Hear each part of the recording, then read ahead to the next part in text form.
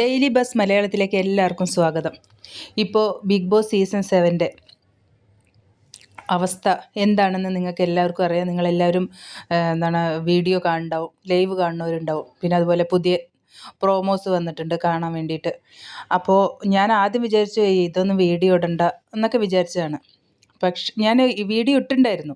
കാരണം wild card ഉള്ളിലേക്ക് വരുന്നതിന് മുമ്പ്, വൈൽഡ് കാർഡല്ല, എക്സ് കണ്ടസ്റ്റൻസ് ഉള്ളിലേക്ക് വരുന്നതിന് മുമ്പ് തന്നെ ഞാൻ ഒരു വീഡിയോ ഇട്ടിട്ടുണ്ടായിരുന്നു. അനുമോളി അനീഷിനി ടാർഗറ്റ് ചെയ്തുകൊണ്ട് തന്നെ അവർ വരുന്നതെന്നുള്ളത്.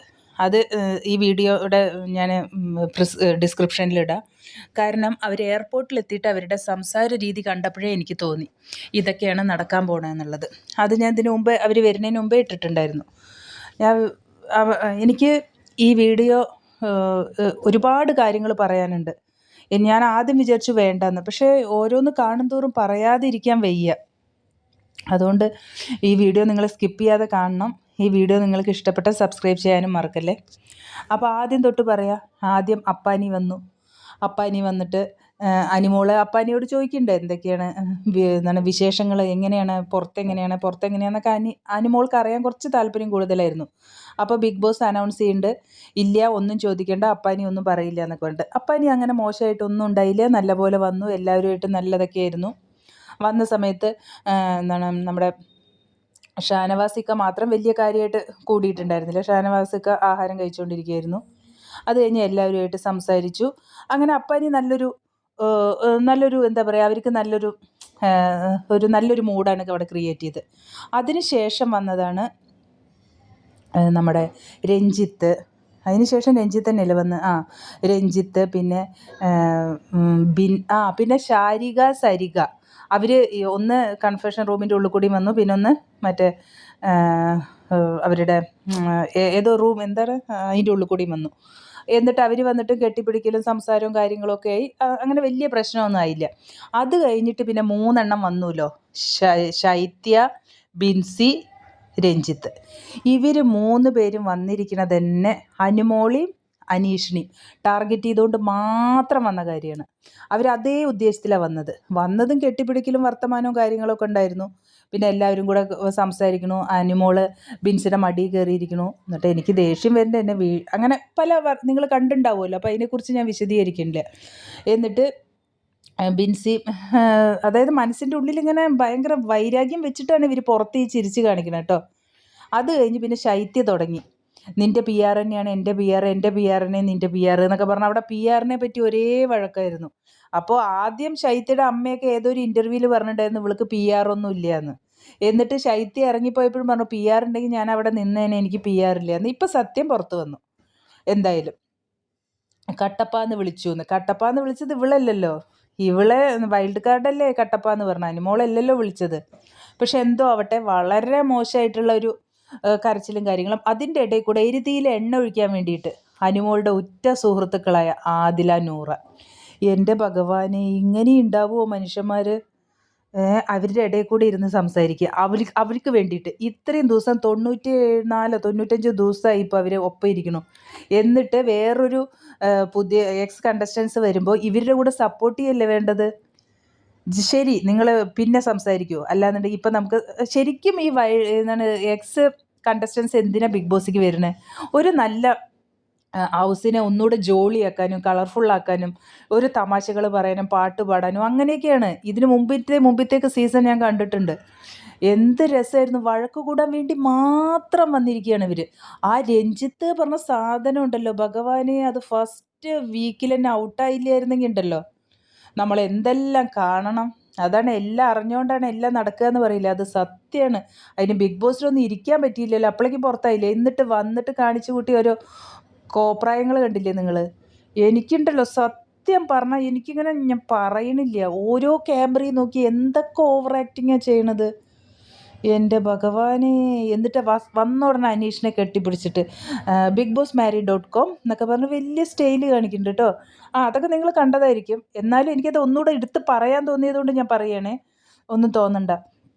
എന്നിട്ട് ബിഗ് ബോസ് marry.com പറഞ്ഞിട്ട് കെട്ടിപ്പിടിക്കണം. എന്നിട്ട് ചോദിക്കേണ്ട എന്താ അനുമോളോട് സ്ട്രാറ്റജി ആണെങ്കിലും എന്തായാലും കുഴപ്പമില്ല. അപ്പോൾ അനീഷ് പറയുന്ന സ്ട്രാറ്റജി ഒന്നുമില്ല, എനിക്ക് ഒരാളെ ഇഷ്ടം തോന്നി, ഞാൻ പറഞ്ഞു, അതിനി മൂന്നാമതൊരാൾ അത് വലിച്ചിടണതിൽ എനിക്ക് താല്പര്യമില്ല പറഞ്ഞു. എന്നിട്ടും അനീഷിനെ വിടാൻ താല്പര്യമില്ല. അനീഷിന്റെ പിന്നാലെ ഓരോന്നും പറഞ്ഞ് കൂടിയിരിക്കുക. പക്ഷെ അനീഷ് അതുപോലെ ഇന്ന് രാവിലെ കണ്ടു, അങ്ങനെ അനീഷ് എന്നും ചായ കുടിക്കുമ്പോൾ നടക്കുമല്ലോ, നടക്കുമ്പോൾ കൂടെ നടന്നിട്ട് ഒരു പൊട്ടനെ പോലെയൊക്കെ അനീഷിനോട് ബിഹേവ് ചെയ്യുക. ഒരു പൊട്ടന്മാർ, ഒരു ബുദ്ധി ഇല്ലാത്ത ഒരാളോട് എങ്ങനെ ചോദിക്കുക, അതുപോലെയൊക്കെ. സത്യം പറഞ്ഞാൽ അനീഷ് ആ ഒരു കോൺവെർസേഷൻ ഒഴിവാക്കിയിട്ട് മാറിപ്പോണായിരുന്നു. അനീഷ് അയാൾക്ക് സംസാരിക്കാൻ കൊടുക്കേണ്ട ഒരാവശ്യമേ ഉണ്ടായിരുന്നില്ല സത്യം പറഞ്ഞാൽ.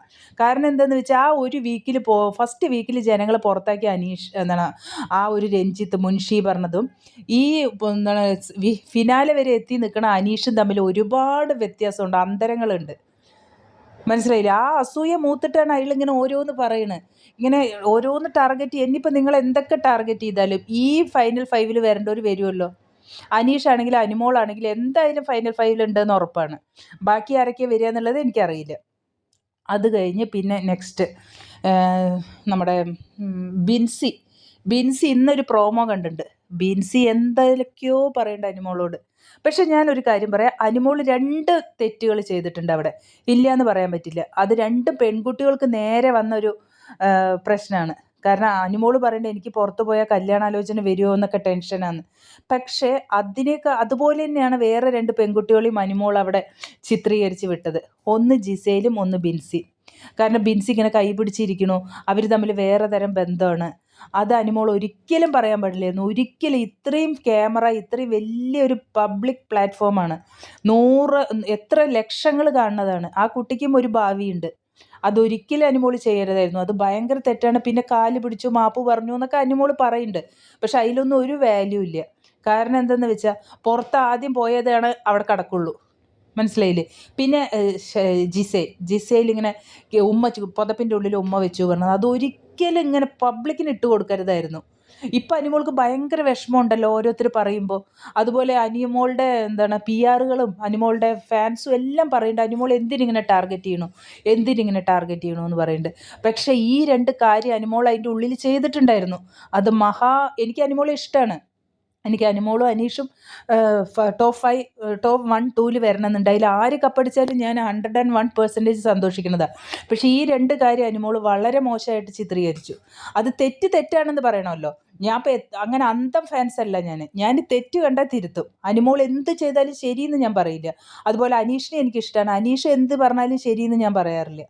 തെറ്റ് കണ്ടാൽ ഞാൻ പറയും. പക്ഷേ ഈ 2 കാര്യം അനുമോൾ അവിടെ ചെയ്തിട്ടുണ്ട്. അത് ഒരിക്കലും തിരുത്താൻ പറ്റാത്തതാണ്. അനുമോളെക്കാട്ടും ബുദ്ധിമുട്ട് ഈ 2 കുട്ടികൾ അനുഭവിക്കുന്നുണ്ട്. കാരണം അവരുടെ അമ്മമാർ എത്ര വിഷമിച്ചിട്ടുണ്ടാവും. അത് നമ്മൾ ചിന്തിക്കണമല്ലോ. നമുക്കൊരു അമ്മയുള്ള പോലെ അവർക്കും ഒരു കുടുംബമുണ്ട്. ആ കുടുംബത്തിലുള്ളവർ എത്ര വിഷമിക്കുന്നുണ്ടാവും. അത് നമുക്ക് ചിന്തിക്കാം. പോട്ടെ, അതൊക്കെ കഴിഞ്ഞു. പക്ഷേ ഇപ്പോൾ അത് മനഃപൂർവ്വം കുത്തിപ്പൊക്കി അവിടെ ഒരു വലിയൊരു ഇഷ്യൂ ഉണ്ടാക്കുകയാണ് അനുമോളുടെ മേലെ. അതും എല്ലാവരും കൂടിയിട്ട് കേട്ടോ. അതിനുശേഷം പിന്നെ വന്നത് പ്രവീണും ജിഷിനും കൂടി വന്നല്ലോ. പ്രവീണും ജിഷിനും കൂടി വന്നതും അനുമോൾ ഓടിപ്പോണ്ട് കെട്ടിപ്പിടിക്കേണ്ട സംസാരിക്കുകയൊക്കെ ചെയ്യുന്നുണ്ട്. അത് കഴിഞ്ഞിട്ട് പ്രവീണിനോട് ശൈത്യം ഓടിപ്പോയിട്ട് ചോദിക്കേണ്ട, അയ്യോ നിന്നെ ഞാൻ മിസ് ചെയ്തു അങ്ങനെ എന്ന് പറഞ്ഞ് വലിയ വർത്തമാനമൊക്കെ പറയുന്നുണ്ട്. അതിനുശേഷം അനുമോളോട് പ്രവീൺ പറയുന്നുണ്ട്, അനുമോളുടെ അമ്മ വിളിച്ച് ക്രൈയിങ് എന്നൊക്കെ പറഞ്ഞിട്ട് എന്താണ് നീ പോയിട്ട് അവളെ സമാധാനിപ്പിക്കണം എന്നൊക്കെ പറഞ്ഞ് എന്നെ പറഞ്ഞു വിട്ടിട്ടുണ്ട് എന്നൊക്കെ പറയണു. അത് കഴിഞ്ഞിട്ട് അനുമോളുടെ അടുത്ത് പോയിട്ട് നല്ല ആളായിട്ടിരിക്കുന്നുണ്ട്. എന്നാൽ ഇവന് വേറൊരു മുഖം ഇപ്പുറത്തുണ്ട്. ശൈത്യയുടെ അടുത്ത് വേറെ മുഖത്തിൽ സംസാരിച്ചു, അനുമോളുടെ അടുത്ത് നല്ല. ഞാൻ വിചാരിച്ചു അവൻ തിരി ജെന്യുവൻ പേഴ്സണാണെന്നാണ് വിചാരിച്ചു. പക്ഷെ അല്ല എന്നുള്ളത് എനിക്ക് ഇന്നത്തെ ആ ഒരു ഇതിൽ മനസ്സിലായി. അത് കഴിഞ്ഞിട്ട് അതല്ല, വേറെ മെയിൻ ഇമ്പോർട്ടൻ്റ് ആയ കാര്യം ശൈത്യ ചോദിക്കുന്നുണ്ട്, ഇന്നലെ ഞാൻ വഴക്ക് കൂടിയില്ലേ PR-ൻ്റെ കാര്യമൊക്കെ പറഞ്ഞില്ലേ, അത് TV-യിൽ വന്നിട്ടുണ്ടായിരുന്നു, അത് ഹൈലൈറ്റ് ചെയ്ത് കാണിച്ചിട്ടുണ്ടായിരുന്നോ? TV-യിൽ വന്നിട്ടുണ്ടായിരുന്നു, കണ്ടില്ലേ? അപ്പോൾ ഇതെല്ലാം മുൻകൂട്ടി തീരുമാനിച്ചിട്ടാണ് വന്നിരിക്കുന്നത്. അതാണ് ഞാൻ ഈ പറഞ്ഞതിൻ്റെ അർത്ഥം. അത് പറഞ്ഞിട്ട് അനുമോൾ, കാരണം എല്ലാവർക്കും അസൂയാണ് അവിടെ. അനുമോൾ കപ്പടിക്കരുത്, വേറെ ആരടിച്ചാലും കുഴപ്പമില്ല, അനുമോൾ അടിക്കരുത്. അതിന് വേണ്ടിയിട്ടുള്ള ഈ പഠിച്ച പണി കളിച്ചിട്ടാണ് എല്ലാം വന്നിരിക്കുന്നത് എല്ലാം. പക്ഷേ ഇവർക്ക് ഒരു ബുദ്ധിയില്ല എന്നുള്ളതാണ് ഞാൻ മനസ്സിലാക്കുന്നത്. എല്ലാവരും കൂടി ഒരാൾ ടാർഗറ്റ് ചെയ്യുമ്പോൾ അവർ വീണ്ടും ഫേമസ് ആവുക ചെയ്യണത്. ഫേമസ് മാത്രമല്ല, അവർക്ക് കുറച്ചുകൂടി സപ്പോർട്ട് കിട്ടുക ചെയ്യണത്. ഇപ്പം നമുക്ക് അനുമോളെ എങ്ങനെയെങ്കിലും തോൽപ്പിക്കണം എന്നുണ്ടെങ്കിൽ നമ്മൾ അനുമോളുമായിട്ട് യാതൊരു സംസാരവും ഇല്ലാണ്ട് അനുമോളെ നമ്മൾ ഇഗ്നോർ ചെയ്ത് നടക്കുക ചെയ്യുക. പക്ഷേ ഈ പൊട്ടനും പൊട്ടന്മാർക്കും അറിയണില്ല എന്താ ചെയ്യേണ്ടതെന്നുള്ളത്. ഇപ്പം സത്യം പറഞ്ഞാൽ അനുമോളോട് നമുക്കടക്കം അല്ലേ, ഞാൻ ഈ വീഡിയോ ഇടുമ്പോഴൊക്കെ ആ കുട്ടിയുടെ മുഖം എനിക്ക് കണ്ണിൽ കാണുന്നത്. കാരണം ആ ഒരു കരഞ്ഞിരിക്കണ മുഖം, അത് എങ്ങനെ അവിടെ ഇരിക്കണോ ഈ ഇവരുടെയൊക്കെ കൂടെ എന്നുള്ളത് ഓർത്തിട്ട് എനിക്ക് സത്യം പറഞ്ഞാൽ വിഷമം വരുന്നുണ്ട്. അത് കഴിഞ്ഞിട്ട് പിന്നെ ആണുങ്ങളെല്ലാം വന്ന് ടാർഗറ്റ് ചെയ്യണത് അനീഷിനെ. കാരണം അവർക്കെല്ലാം വിഷമം. കാരണം അവരൊക്കെ വലിയ സിനിമയിലോ സീരിയലിലോ അതുപോലെ എന്തിലൊക്കെയോ അഭിനയിച്ച ആൾക്കാരാണല്ലോ. എന്നിട്ട് ഒന്നിനും ഇല്ലാത്ത ഈ അനീഷ് വന്നിട്ട് ടോപ്പ് 5 എത്തുക എന്ന് പറയുമ്പോൾ അവർക്കത് ഉൾക്കൊള്ളാൻ പറ്റണില്ല. അവരുടെ കഴിവുകേട് കൊണ്ടാണ് അവർ പുറത്തായത് എന്നുള്ളത് അവർക്ക് അംഗീകരിക്കാൻ പറ്റണില്ല. എങ്ങനെയൊക്കെയോ അനീഷും PR കൊണ്ട് നിൽക്കണമെന്നാണ് പറഞ്ഞത്. ഇപ്പോൾ PR കൊണ്ട് മാത്രം നിൽക്കാൻ പറ്റില്ലല്ലോ അനീഷിന്. അനീഷ് ഡേ 1 തൊട്ട് ഇപ്പോൾ 96 95 ആയില്ലേ, ഇതുവരെ ഒരേ ഇതിൽ വന്നിട്ടുണ്ടായിരുന്നു. അതുകൊണ്ടാണ് പ്രേക്ഷകർ അനീഷിനെ ഇഷ്ടപ്പെടുന്നത്. ഇപ്പോൾ ഞാൻ പല ആൾക്കാരോട് ചോദിക്കുമ്പോഴും എല്ലാവരും പറഞ്ഞ അനീഷിനെ ഞങ്ങൾക്ക് ഇഷ്ടമാണ്. എന്താ ചോദിച്ചപ്പോൾ അവർ പറയണം ക്വാളിറ്റി എന്താ അനീഷിനെ പറ്റിയിട്ട്. ഒറ്റയാനാണ്, ഒരാളായിട്ടും ഗ്രൂപ്പില്ല. അതുപോലെ എന്താണ്, ഒരാളെ പറ്റിയും കുറ്റം ഇന്നേ വരെ പറഞ്ഞിട്ടില്ല. ചോദിച്ചു കഴിഞ്ഞാൽ അതിനെ ഒരാൾ നല്ലത് മാത്രമേ പറഞ്ഞിട്ടുള്ളൂ. പിന്നെ അയാൾ സിൻസിയറായിട്ടാണ്. ഇത് ശരി തന്നെയല്ലേ, ഈ കാര്യങ്ങൾ 3ഉം ശരിയാണ്, നമുക്കറിയാം. ബാക്കിയുള്ളവരെല്ലാം നമുക്കറിയാം, ഓരോന്നിനെ പോയി പറയും. അനീഷ് അങ്ങനെ പറയില്ല, ഒറ്റയ്ക്ക് നടക്കുകയുള്ളൂ. ഇപ്പം ഷാനവാസിനെ കൂട്ടുപിടിച്ചു. അത് എന്താ പറയുക, അയാളുടെ കഷ്ടകാലത്തിന്. അല്ലെങ്കിലും ഷാനവാസിന് ഒട്ടും ഒരു ഫേക്കിൻ്റെ അങ്ങേയറ്റം എക്സ്ട്രീമാണ് നമ്മുടെ ഷാനവാസ്. ഫേക്ക് എന്ന് പറഞ്ഞാൽ പോരാ, അതിൻ്റെ എക്സ്ട്രീം ലെവലാണ് ഷാനവാസ്. അത്രയ്ക്ക് മോശം ക്യാരക്ടറാണ് ഷാനവാസിൻ്റെ. അതുകൊണ്ടാണ് സത്യം പറഞ്ഞാൽ ഇപ്പോൾ ഈ മിഡിൽ എവിക്ഷൻ ഉണ്ടല്ലോ, ഞാൻ സത്യസന്ധമായിട്ട് പറയുകയാണ്, ഈ ഒരു 2-3 എന്താണ് എക്സ് കണ്ടസ്റ്റൻസ് വന്ന ശേഷം ഒരുപാട് അനീഷിനെ മോശമായിട്ട് പുറത്തേക്ക് വിടാൻ വേണ്ടിയിട്ട് ഷാനവാസ് നോക്കുന്നുണ്ട്. കാരണം എന്താ വെച്ചാൽ ഈ ഇടയ്ക്ക് എന്തോ ഒരു ഫ്രണ്ട് എന്നുള്ള നിലയിൽ ഒരു കാര്യം പറഞ്ഞു. ഞാൻ ബിഗ് ബോസിൽ നിന്ന് ഇറങ്ങിയതും ഞാൻ എൻ്റെ അനിയനെ വിളിച്ചിട്ട് ഞാൻ അയ്യോ എനിക്ക് ആ വീട്ടിലേക്ക് വരാൻ പറ്റുന്ന അവസ്ഥയാണോ എന്ന് ഞാൻ ചോദിക്കും എന്ന് പറഞ്ഞു. അത് ഒരു ഫ്രണ്ട് എന്നുള്ള നിലയിൽ സംസാരിച്ചതാണ്. കാരണം അനീഷ് ഇങ്ങനെ ഒരു കാര്യം തന്നെ 4 പ്രാവശ്യം 5 പ്രാവശ്യം പറയാറുണ്ടല്ലോ. അപ്പോൾ അത് ആൾക്കാർക്ക് ഇറിറ്റേറ്റ് ആണ് എന്നുള്ളത് ഒരിക്കൽ ലാലേട്ടനൊക്കെ പറഞ്ഞിട്ടുണ്ടായിരുന്നു. അപ്പം അനീഷ് അതൊക്കെയാണ് ചിന്തിച്ചു കൂട്ടുന്നത്. അതുകൊണ്ട് ഞാൻ വിളിച്ചു ചോദിക്കും. അതുണ്ടല്ലോ മറ്റുള്ള എക്സ് കണ്ടസ്റ്റൻ്റെ മുന്നിൽ വലിച്ചിട്ടു. വല്ല ആവശ്യമുണ്ടോ? ഇത്രയും കാലം ഒരുമിച്ച് നിന്ന് ഫ്രണ്ടാണ് പറഞ്ഞിട്ട് നിന്നിട്ട് വലിച്ചു ഊരിയിട്ടു. അപ്പോൾ ഷാനവാസ് എത്രത്തോളം ചീപ്പ് ഗെയിമാണ് അവിടെ കളിക്കുന്നതെന്നുള്ളത് എല്ലാവർക്കും മനസ്സിലായില്ലേ? അതുകൊണ്ടാണ് ഞാൻ പറയുന്നത്, ഈ മിഡ് വീക്ക് എവിക്ഷനിൽ ആ ഷാനവാസ് ഔട്ടായി പോകണം. അപ്പോഴാണ് മനസ്സിലാവുള്ളൂ. എൻ്റെ ഒരു ആഗ്രഹം ഞാൻ പറയണത് കേട്ടോ. ബാക്കിയുള്ളവർക്ക് എങ്ങനെയാണെന്ന് അറിഞ്ഞൂടാ. പക്ഷെ ഞാൻ അവിടുത്തെ ഗെയിം കണ്ടിട്ട് ഓരോന്നും നല്ല പോലെ വാച്ച് ചെയ്തതിന് ശേഷമാണ് ഞാൻ നിങ്ങളുടെ അടുത്ത് ഓരോന്ന് പറയണത്. അതായത് അവിടെ നിൽക്കാൻ ഒരു യോഗ്യത ഇത്രയും ദിവസം നിന്നില്ലേ, അതന്നെ വലിയ കാര്യം. ഇനി ടോപ്പ് 5 വരേണ്ട ഒരാളല്ല, എനിക്ക് അത്രേ പറയാനുള്ളൂ. അതുപോലെ ശൈത്യ, ആദില, നൂറ അവരുടെ അടുത്തിരുന്നിട്ട് പ്രവീണും അനുമോളും കൂടി ഒരു ലവ് ട്രാക്ക് പിടിക്കാൻ നോക്കിയിട്ടുണ്ടായിരുന്നു, എനിക്കറിയാം എന്നൊക്കെ പറഞ്ഞ് ശൈത്യ പറയുന്നുണ്ട്. ലവ് ട്രാക്ക് പിടിക്കാൻ നോക്കിയിട്ടുണ്ടായിരുന്നു, നമ്മൾ നോക്കുമ്പോൾ ക്യാമറ മുഴുവൻ നമ്മുടെ കൂടെയാണ്. അത് അവരുടെ ഇഷ്ടം, അവരെന്തോ ചെയ്തോട്ടെ, അത് ഗെയിമിനാണ് വന്നിരിക്കുന്നത്. അപ്പോൾ അവരെ ഫോക്കസ് ചെയ്യാൻ വേണ്ടിയിട്ട് അവരെന്തും ചെയ്യും. ഇപ്പോൾ എന്താണ്, ആരെ പിടിച്ച് വേണമെങ്കിൽ അവർക്ക് ലവ് ട്രാക്ക് പോലെ കാണിക്കുക. അതൊരു ഗെയിമല്ലേ. അപ്പോഴേക്കും ഷാനവാസ് അയ്യോ അങ്ങനെ പറഞ്ഞു. ശൈത്യയാണെങ്കിൽ അങ്ങനെ അയ്യോ നമ്മളൊക്കെ നേരെ പോലെ, അതുകൊണ്ട് നമുക്കൊന്നും അങ്ങനെ അറിയില്ല, ഇവളെന്തൊക്കെയാണ് കാണിക്കണമെന്നൊക്കെ പറയുന്നുണ്ട്. സത്യം പറഞ്ഞാൽ അനുമോൾക്ക് സപ്പോർട്ടും അതുപോലെ തന്നെ വോട്ടും കൂട്ടാൻ വേണ്ടിയിട്ടാണ് ഈ എക്സ് കണ്ടസ്റ്റൻസ് എല്ലാം വന്നിരിക്കണതെന്ന് ഞാൻ പറയുള്ളൂ. കാരണം ഈ ഇത്രത്തോളം പറയും തോറും നമുക്ക് അനുമോളോട് ഇഷ്ടം കൂടുക, മനസ്സിലായില്ലേ? അനുമോളോട് ഇന്നലെ എന്തോ ദേഷ്യം തോന്നിയാലും ഇന്ന് ഇവരെല്ലാം പറയുമ്പോൾ നമുക്ക് ഒന്നുകൂടി ഇഷ്ടം കൂടും. അതാണ് അവർ ചെയ്യുന്നത്. പിന്നെ അനീഷിൻ്റെ കാര്യം, അനീഷിന് ഇതുപോലെ തേജോവധം ചെയ്യാൻ വേണ്ടി ഏറ്റവും കൂടുതൽ ആ രഞ്ജിത്താണ്. രഞ്ജിത്തിന് സഹിക്കണില്ല. രഞ്ജിത്ത് വലിയ മുൻഷിയൊക്കെ ആയിട്ട് നടന്നതല്ലേ, എന്നിട്ട് ഒരാളതിനെ മൈൻഡ് ചെയ്യുന്നുണ്ടോ? ഇല്ലല്ലോ. പക്ഷേ ഈ ടോപ്പ് ആദ്യം തന്നെ ഔട്ടായി പോയല്ലോ. അതിനുശേഷം അവന് അയ്യോ ഒന്നും പറയണ്ട, എയർപോർട്ടിൽ എത്തിയിട്ട് തന്നെ പറഞ്ഞു എനിക്ക് ചെയ്യാൻ പറ്റാത്ത കുറേ കാര്യങ്ങളുണ്ട്, അത് ഞാൻ അവിടെ പോയി ചെയ്യുന്നു. ഇതാണോ ചെയ്യുന്നത്? ശരിക്കും പറഞ്ഞാൽ എന്താണ്, എല്ലാവരും കൂടി വന്നു ഒരു കളർഫുള്ളാക്കിയിട്ട് ഫിനാലെ വീക്ക് എന്ന് പറഞ്ഞാൽ തന്നെ എന്താ ഒരു സെലിബ്രേഷൻ മൂഡാണ്.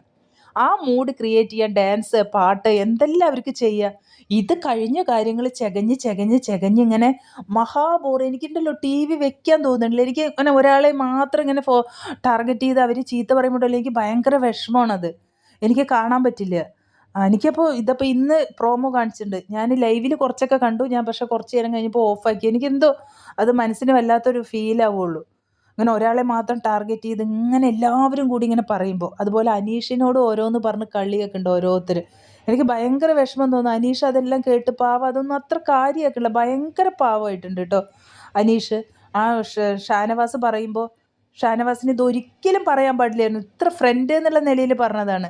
ഷാനവാസിൻ്റെ എന്തെങ്കിലും കാര്യം അനീഷ് പറയുന്നുണ്ടോ? അതുപോലെ അന്ന് അസുഖം വന്നപ്പോൾ അറ്റാക്ക് വന്നിട്ട് അതിന് സത്യം പറയല അതിന് നെഞ്ചിന് ഒരു വേദന ഉണ്ടായിരുന്നില്ല. വെറുതെ കാണിച്ചു കൂട്ടിയതാണ്. എനിക്കിപ്പോൾ മനസ്സിലാവുന്നുണ്ട്. ആദ്യമൊക്കെ വിചാരിച്ചതായിരുന്നു. ഇപ്പോൾ 101% വെറുതെ എന്താണ് പാലിൻ്റെ കവറ് ഒന്ന് നെഞ്ചിൽ തട്ടുമ്പോഴേക്കും നെഞ്ച് വേദന വരുമോ? അങ്ങനത്തെ നെഞ്ചാണോ അത്? വെറുതെ കാണിച്ചു കൂട്ടിയത്. 101% എക്സ്ട്രീം ഫേക്കാണ് കാണിച്ചത് അവിടെ. അപ്പോൾ അതുകൊണ്ട് ഈ ഫേക്ക് കാണിച്ച മനുഷ്യനെ അടക്കം പാവം എന്ത് വിശ്വസിക്കാതെ ഹോസ്പിറ്റലിൽ കൊണ്ടുപോയതും പിന്നെ അവൻ ഷാനവാസ് കഴിച്ച മരുന്ന് നോക്കിക്കൊണ്ടിരുന്നതും ബിഗ് ബോസിനോട് കാണിച്ചതും എല്ലാം സത്യസന്ധമായിട്ടായിരുന്നു. ഇതിന് വേണ്ടിയിട്ടാണല്ലോ ചെയ്തത്. ഇതിൻ്റെ കൂട്ടുപിടിച്ചതാണ് ഏറ്റവും വലിയ കഷ്ടകാലം. അനീഷിന് നല്ല സപ്പോർട്ടുണ്ടെന്ന് ഷാനവാസിന് മനസ്സിലാവുന്നുണ്ട്. കാരണം ലാലേട്ടൻ്റെ എപ്പിസോഡിൽ അനീഷിനെ പറ്റി എന്തെങ്കിലും പറയുമ്പോൾ അവിടുന്ന് കയ്യടി ഒരുപാട് കേൾക്കാറുണ്ട്.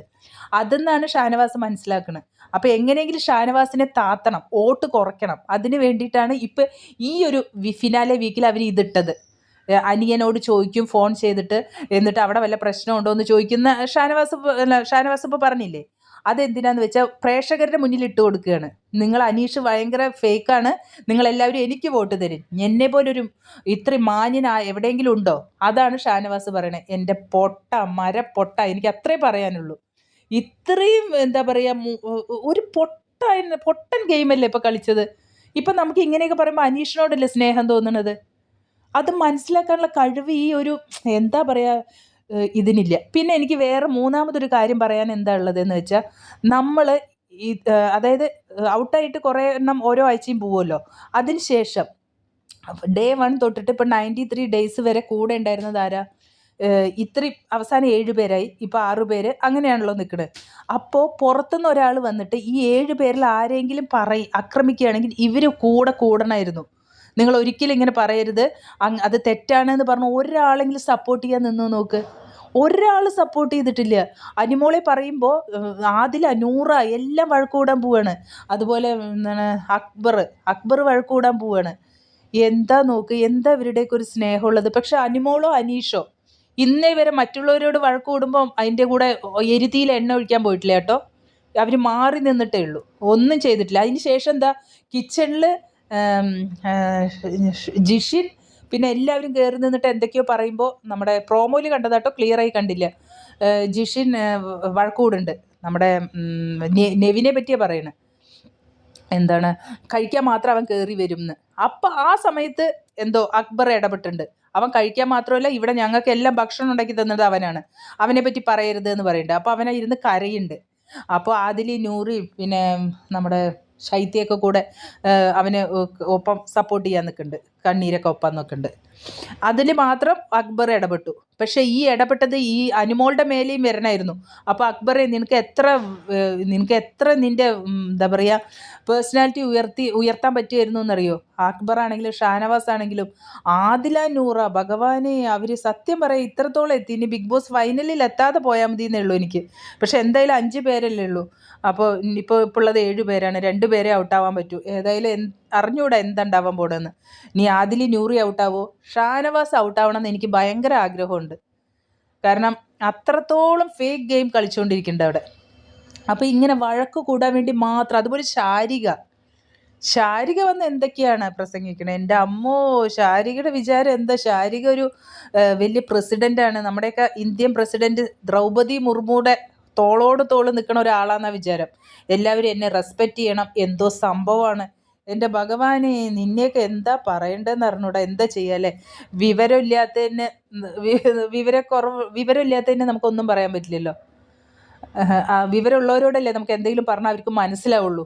ഈ വന്ന എല്ലാ സാധനവും സത്യം പറയാലോ, എനിക്ക് ബിഗ് ബോസിനോട് ഒരു അപേക്ഷയുള്ളൂ. അടുത്ത വർഷമെങ്കിലും ഫിനാലെ വീക്കിൽ എന്താണ് ബിഗ് ബോസ് ഹൗസിൻ്റെ ഉള്ളിലേക്ക് ഇതുപോലെ എക്സ് കണ്ടസ്റ്റൻറ്റിനെ കയറ്റരുത് പ്ലീസ്. ഞങ്ങളുടെ ഞാൻ മാത്രമല്ല, എൻ്റെ ഇവിടെ കുറേ ഫ്രണ്ട്സ് ഉണ്ട്, ഞങ്ങളുടെ എല്ലാവരുടെയും അഭ്യർത്ഥനയാണത്. അവർ ഫിനാലെ വീക്കിൽ ഡയറക്റ്റ് സ്റ്റേജിൽ വന്ന് കണ്ടോട്ടെ, പക്ഷെ വീക്കിലേക്ക് കയറ്റല്ലേ. മറ്റൊരു അതായത് അല്ലെങ്കിൽ അവരിങ്ങനെ പ്രഷർ കുക്കർ, ലാലേട്ടൻ പറഞ്ഞ പോലെ പ്രഷർ കുക്കറിൻ്റെ ഉള്ളിലിരിക്കുക. ഇവരെല്ലാം കൂടെ വന്നിട്ട് ഒന്നുകൂടെ ഇങ്ങനെ ആക്കുമ്പോണ്ടല്ലോ ആകെ പ്രാന്ത് പിടിക്കുന്ന അവസ്ഥയിലാണ് സത്യത്തിൽ അവിടെ എത്തണേ പറഞ്ഞാൽ. ഇപ്പോൾ അവിടെ ഷാനവാസ്, അനീഷ്, അനുമോള്, ആദില, നൂറ, അക്ബർ, നെവിൻ ഇവരാ ഉള്ളത്. പക്ഷേ അനൂഷിനും അനുമോൾക്കും മാത്രമേ ഉള്ളൂ കേട്ടോ ഈ ഒരു ടാർഗറ്റ് ചെയ്യണത്. കാരണം അവർക്ക് അറിയാം ഇവർ രണ്ടിൽ ആരെങ്കിലും കപ്പെടുക്കും. അപ്പോൾ ഇവരുടെ എന്തെങ്കിലും മോശം സിറ്റുവേഷൻ പുറത്ത് ജനങ്ങൾക്ക് ഇട്ട് കൊടുക്കണം, എന്നാലാണ് അവരുടെ വോട്ട് കുറയുള്ളൂ. എന്നിട്ട് മറ്റുള്ളവർ കയറി വരണം. അതിന് വേണ്ടിയിട്ടാണ് ഇവർ ഈ കാണിച്ചു കൂട്ടുന്നതെല്ലാം. പക്ഷേ പ്രേക്ഷകർ അനുമോൾക്കൊന്നും വോട്ട് കൊടുക്കണ്ട പറഞ്ഞവരും കൂടി വോട്ട് കൊടുക്കാൻ പോവുകയാണ്. കാരണം എന്താ വെച്ചാൽ ഇങ്ങനെ ഒറ്റപ്പെടുത്തുന്ന കാരണം. അതുപോലെ അനീഷിനാണെങ്കിലും അതെ, മുൻഷി രഞ്ജിത്ത് വന്നിട്ട് എന്തൊക്കെ ഇൻസൾട്ടാണ് ചെയ്യണമെന്നറിയോ, അത്രത്തോളം മോശമായിട്ട് സംസാരിക്കുന്നുണ്ട്. അയ്യോ. പിന്നെ വേറൊരു പ്രോമോ കണ്ടു, റെന ഫാത്തിമ വന്നിട്ടുണ്ട്. റെന ഫാത്തിമയുടെ അടുത്ത് മുൻഷി രഞ്ജിത്ത് വഴക്കൂടുണ്ട്. അപ്പോൾ റെന ഫാത്തിമ ചോദിക്കേണ്ടത് എന്തിനങ്ങനെ കണ്ണുരുട്ടി നോക്കണമെന്നൊക്കെ പറഞ്ഞിട്ട്. ആദ്യമേ അയാൾ ഒരു ഇൻ്റർവ്യൂവിൽ പറഞ്ഞിട്ടുണ്ടായിരുന്നു ആ പെണ്ണായിരുന്നു ഭയങ്കര സാധനം അങ്ങനെ എന്നൊക്കെ പറഞ്ഞിട്ടുണ്ടായിരുന്നു. ഒരു ഇൻ്റർവ്യൂവിൽ ഞാൻ കണ്ടിട്ടുണ്ട്, ആ ഒരു രമ്യയായിട്ടുള്ള ഒരു ഇൻ്റർവ്യൂവിൽ ഞാൻ കണ്ടിട്ടുണ്ട്. അപ്പോൾ അതിൽ റെന ഫാത്തിമയായിട്ട് എത്ര ചെറിയ കുട്ടിയാണ് ഇതിൻ്റെ അടുത്തൊക്കെ ഇങ്ങനെ വഴക്ക് കൂടുക. അതും ഔട്ടായി പോയ 2 കണ്ടസ്റ്റൻസ്, അവിടെ നിൽക്കുന്ന കണ്ടസ്റ്റൻറ്റും കൂടിയല്ല, ഔട്ടായി പോയതാണ് ഈ 2 എണ്ണം. ആ കുട്ടി 50 വരെയെങ്കിലും നിന്നു. അതിന് ആ ഒരു ജനങ്ങൾ അത്രയെങ്കിലും അതിനെ ഇഷ്ടപ്പെട്ടു. ഇത് ഫസ്റ്റ് വീക്കിൽ തന്നെ അതിൽ ഉണ്ടായിട്ടുണ്ടോ എന്ന് തന്നെ അറിഞ്ഞുകൂടാ. അങ്ങനെ ആൾക്കാർ ഇത് ബിഗ് ബോസ് സീസൺ 7 ഉണ്ടോ എന്ന് ചോദിക്കാൻ ആൾക്കാർ. സത്യം പറയാലോ, എനിക്കൊന്നും ഇതിൻ്റെ മുഖം തന്നെ ഓർമ്മയില്ല ഉണ്ടായിരുന്നു എന്നുള്ളത്. അങ്ങനെയുള്ള ആളാണ്. ഇത് ആ 50 ദിവസം നിന്ന് ആ റെന ഫാത്തിമയോട്, അതും ആ ചെറിയൊരു കുട്ടിയോട്, 19 വയസ്സായിട്ടുള്ള ഏറ്റവും ചെറുതത്, അതിൻ്റെ അടുത്ത് തമ്മത്തെല്ലാം നിൽക്കുക. എന്തൊരു മോശം കാര്യമാണ് അവിടെ നടക്കുന്നത് ഈശ്വര, വളരെ മോശം. എനിക്ക് ഒരു റിക്വസ്റ്റേ ഉള്ളൂ, ബിഗ് ബോസ് പക്ഷേ ഇതിനൊന്നും വാണിംഗ് കൊടുക്കണില്ല. കാരണം എന്താണെന്നറിയോ, ബിഗ് ബോസിന് എന്താ വേണ്ടത്, ഈ ഷോ ഭയങ്കര ഷോ പുറത്ത് നല്ല ഹിറ്റാവണം, നമ്പർ 1 റേറ്റിങ്ങിൽ വരണം. അപ്പോൾ ഇങ്ങനെ അതോ അവരിടുന്ന ഓരോ പ്രോമോകൾ കണ്ടാൽ തന്നെ നമ്മളത് കാണാൻ വേണ്ടി, എപ്പിസോഡ് കാണാൻ വേണ്ടി ഇരിക്കും. അങ്ങനെയാണ്. അവർക്ക് എന്തോ ആയിക്കോട്ടെ, പക്ഷെ ഞങ്ങൾക്ക് റേറ്റ് കിട്ടണം, അതായത് PRP ഫസ്റ്റ് കിട്ടണം, PRPയിൽ. അങ്ങനെയാണ് അവർ ഉദ്ദേശിക്കുന്നത് ബിഗ് ബോസ്. അതുകൊണ്ട് ബിഗ് ബോസ് വഴക്ക് കൂടിയാലും ഒന്നും പറയാനൊന്നും പോകണില്ല. കാരണം ലാസ്റ്റ് വീക്കല്ലേ, ഇനിയിപ്പോൾ 2-3 ദിവസമല്ലേ ഉള്ളൂ. അതിനുള്ളിൽ എത്രത്തോളം അവർക്ക് ഷോ മുന്നോട്ട് അതായത് ഷോ ഭയങ്കര ഫസ്റ്റ് ഇതിലെത്തണം, റേറ്റിങ്ങിലെത്തണം, അതിനു വേണ്ടി അവരെന്തും ചെയ്യും. അതെ, ഇനിയിപ്പോൾ അടുത്ത വർഷം ബിഗ് ബോസ് ഞാൻ ഇപ്പോൾ പറഞ്ഞല്ലോ, അടുത്ത വർഷമെങ്കിലും ഈ എക്സ് കണ്ടസ്റ്റൻസിനെ കയറ്റരുതെന്ന്. അടുത്ത വർഷവും ഇവർ കയറ്റും. കാരണം അവർക്ക് എന്താ വേണ്ടത്, അവർക്ക് റേറ്റിംഗ് വേണം. അതിന് വേണ്ടി അവരതും ചെയ്യും. പക്ഷേ ഇത് കാണുമ്പോൾ മഹാ മോശമായിട്ടാണ് തോന്നുന്നത്. നമ്മൾ ഈ ഹിന്ദി ബിഗ് ബോസ് ഒക്കെ കണ്ടിട്ടുണ്ടാവും നിങ്ങളെന്ന് വിചാരിക്കണം. അതിൽ ഞാൻ എപ്പോഴൊന്നും കാണാറില്ല, പിന്നെ ഇടയ്ക്കൊക്കെ കാണാറുണ്ട്. അപ്പോൾ ഇതിലിങ്ങനെ ഫിനാലെ വീക്ക് പറയുമ്പോൾ എന്താ അവിടെ ഡാൻസ്, പാട്ട്, കളി, അത് ഇത്, അയ്യോ എന്ത് രസമായിട്ട് ഞാൻ കണ്ടിരിക്കണമെന്നറിയോ. ഇതുപോലെ ഇത്രയും ചീപ്പ് ഇങ്ങനൊരു സീസൺ ഞാൻ കണ്ടിട്ടില്ല കേട്ടോ. സത്യം പറഞ്ഞാൽ ഇതിന് മുമ്പും ഇത്ര മോശമായിട്ടില്ല. കഴിഞ്ഞ പ്രാവശ്യം ഇതുപോലെ സീസൺ എക്സ് കണ്ടസ്റ്റൻസ് വന്നിട്ടുണ്ടായിരുന്നു സീസൺ 7 പക്ഷേ സീസൺ 6 പക്ഷേ ഇതുപോലൊരു മോശം തമ്മിത്തല്ലും വഴക്കും ഒരാളെ ടാർഗറ്റ് ചെയ്യലും ഉണ്ടായിട്ടില്ല. അതുപോലെ അതിന് മുമ്പ് വന്നിട്ടുണ്ടായിരുന്നു ആ റോബിനും ദിൽഷയൊക്കെ ഉള്ള സമയത്ത്, അതും നല്ല രസമായിരുന്നു. ഇത് എന്താണ് ഇവർ കാണിച്ചു കൂട്ടുന്നത്, ഇത്രയ്ക്കും തരം താണ സാധനങ്ങളാണ് ബിഗ് ബോസിലുള്ളത് എന്നുള്ളത് ഇപ്പോൾ മനസ്സിലായി. അതുമാത്രമല്ല ബിഗ് ബോസ് ഹൗസിലുള്ള 7 പേര് സപ്പോർട്ട് ചെയ്യണില്ല എന്നുള്ളതാണ്. സത്യം പറഞ്ഞാൽ അനീഷിന് അനുമോളെ സപ്പോർട്ട് ചെയ്യണമെന്ന് ആഗ്രഹം ഉണ്ടാവും. കാരണം പക്ഷേ അനുമോളെ സപ്പോർട്ട് ചെയ്യാൻ വന്നാൽ അത് വലിയ പ്രശ്നത്തേക്ക് എത്തും. അതുകൊണ്ട് അനീഷ് പാവം മിണ്ടാതിരിക്കുക അവിടെ. എന്താ ചെയ്യുക, ഇങ്ങനത്തെ ഒരു അവസ്ഥയായി പോയി. എന്തായാലും നിങ്ങൾ പറയൂ, നിങ്ങൾക്ക് ഈ എക്സ് കണ്ടസ്റ്റൻസ് വരുന്നതിൽ നിങ്ങൾക്ക് താല്പര്യമുണ്ടോ, അതുപോലെ എന്താ നിങ്ങളുടെ അഭിപ്രായം ഒന്ന് പറയൂ കേട്ടോ. ഈ വീഡിയോ ഇഷ്ടപ്പെട്ട സബ്സ്ക്രൈബ് ചെയ്യാൻ മറക്കില്ല. ഈ വീഡിയോ ഒരുപാട് ലെങ്ത് ആയിട്ടുണ്ട്, പക്ഷേ എനിക്ക് ഓരോരുത്തരും എടുത്ത് പറയാതെ നിവൃത്തിയില്ല. അതുകൊണ്ടാണ് ചിലവരെയൊക്കെ ഞാൻ വിട്ടുപോയിണ്ടാവും. അതായത് അത്രത്തോളം ദേഷ്യം മനസ്സിലിരിക്കുന്ന കാരണമാണ്. എന്തായാലും വീഡിയോ ഇഷ്ടപ്പെട്ട സബ്സ്ക്രൈബ് ചെയ്യണേ. Thank you.